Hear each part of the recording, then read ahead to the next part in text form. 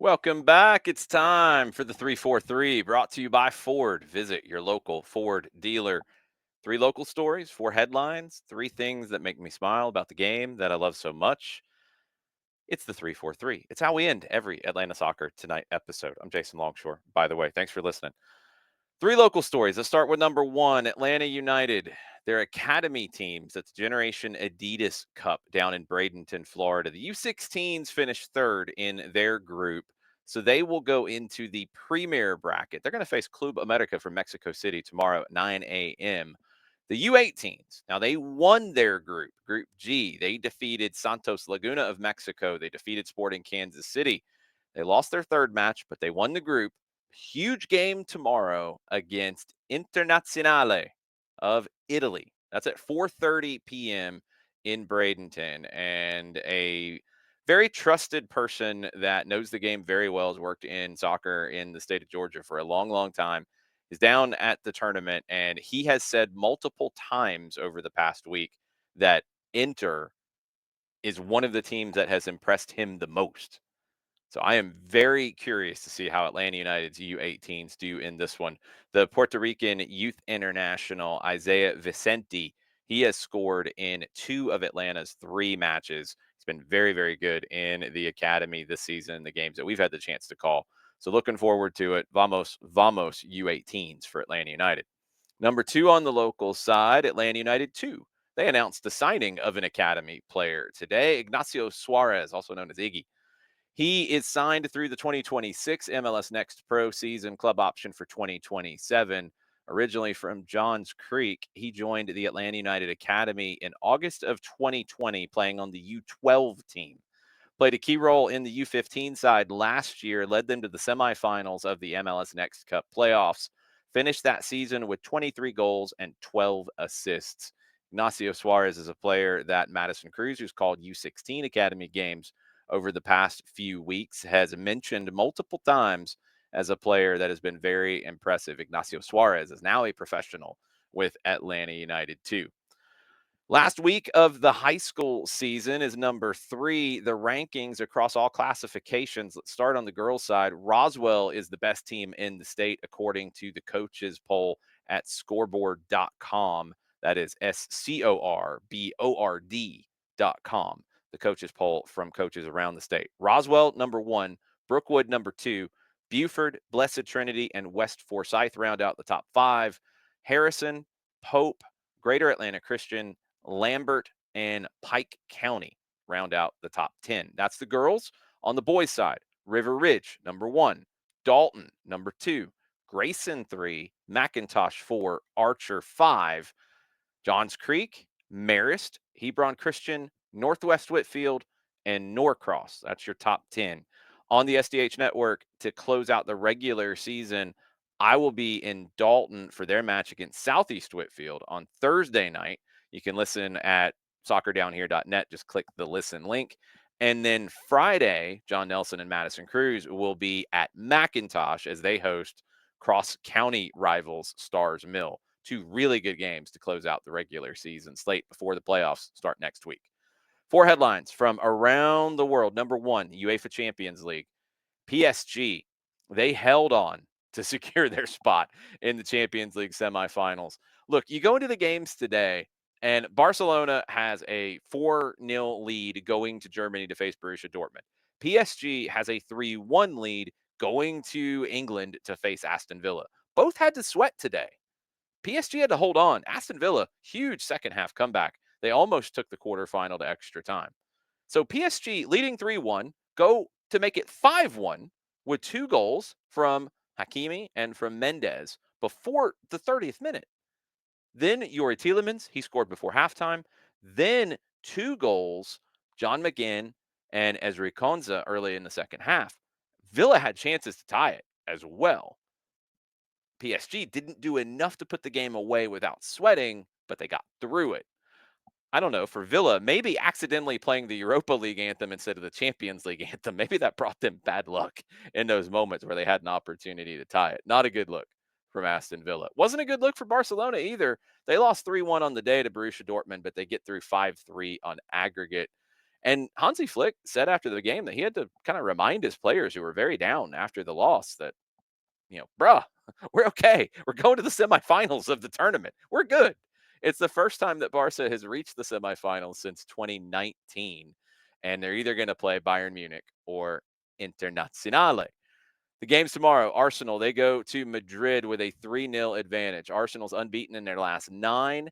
They're trying to get to a Champions League semifinal for the first time since 2009. Inter, they've got a 2-1 lead going to Italy tomorrow against Bayern.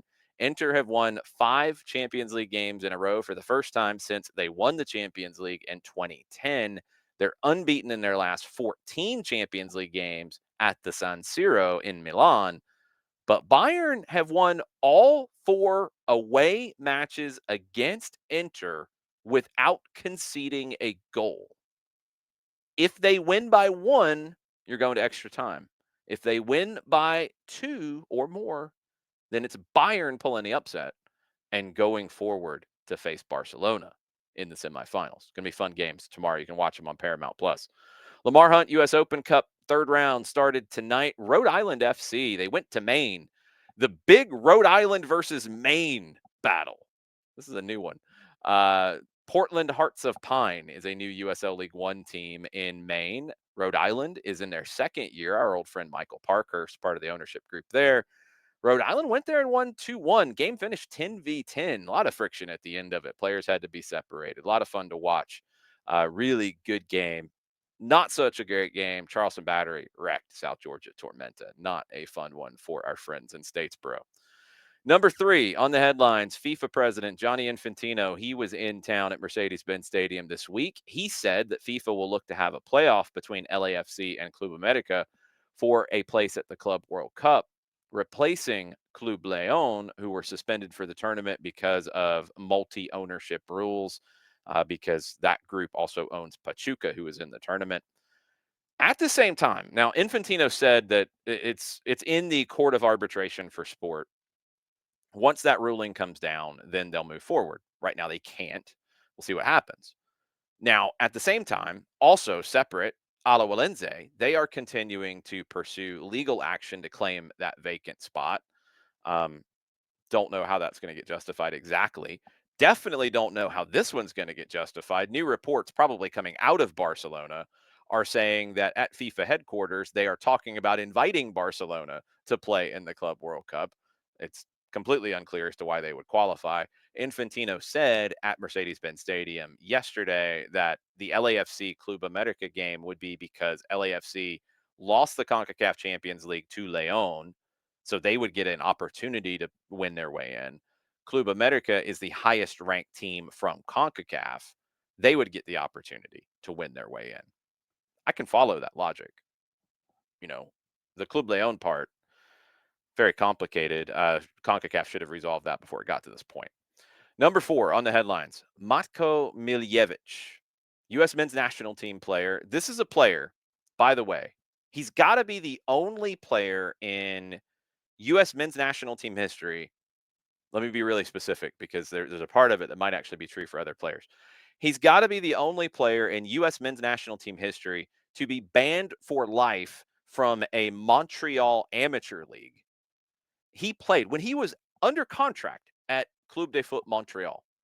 He played in the amateur league under an assumed identity because I guess he just wasn't getting enough soccer. I mean, this guy's a gamer, except he punched the guy in the face.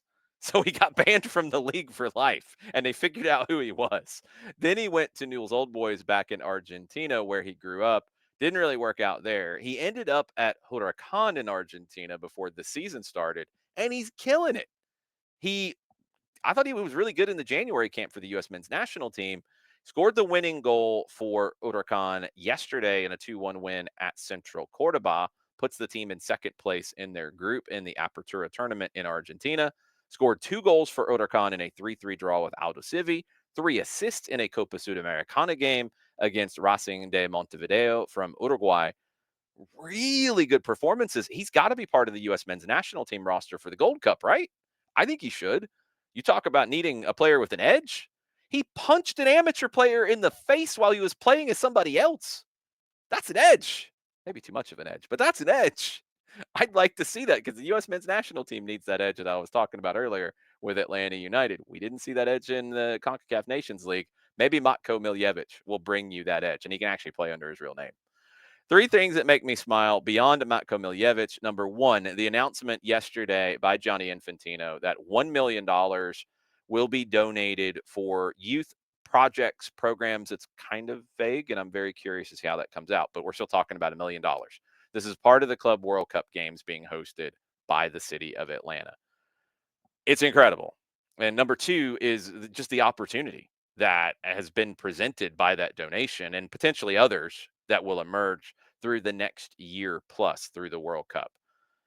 I worked for Soccer in the Streets for 10 years. And when I started with the organization, I think my first full year for the organization, the budget was barely into six figures for the year. And we worked with as many possible kids as we could possibly fund programming for. All of us in the organization coached and worked with kids directly to give them opportunities to play. I could not even imagine what we could have done with $1 million at that point. That's not to say that Soccer in the Streets is going to get the entire award, but they're a very prominent organization that will be in place to get that. Johnny Infantino visited the Station Soccer Project at the West End. It's about the kids. And that's the opportunity that is so special here to be able to introduce the game to so many more kids who do not have access to play it. And you can do that through a variety of ways. Building fields is one, but programming at those fields, programming in other places like schools, that's the other. And that's the golden opportunity for me because with these kinds of resources, you can do things that have never been done in this city or every other city that's hosting the Club World Cup because Infantino said that every city is going to get that $1 million donation for youth programming. It's an amazing opportunity. And number three, things that make me smile. I've been part of groups who have done this. The people who are doing that work on the ground level, who are almost always working for very little money, they're doing it because they love the game and they're trying to pass that on. It's those people that will get an opportunity to do so much more than they could have ever dreamed with these kinds of awards and these kinds of donations. That's going back to the last segment about Major League Soccer. That is what can be different. The game can be so much more accessible for everybody of all walks of life, of every economic level. That's what can happen as a result of the growth of Major League Soccer, as a result of the Club World Cup being here this summer, and the World Cup being here next summer and everything else that's going to come after that. It's an amazing time for soccer in this country. And I am very thankful that I get to talk about it here every week on 92.9 The Game. Thank you for spending some of your time with me this evening. We'll be back next Tuesday at 10 o'clock. And we'll also be in Philadelphia on Saturday, 6:30 for pregame coverage, 7:40 for kickoff, Atlanta United and Philadelphia Union. Adios, everybody.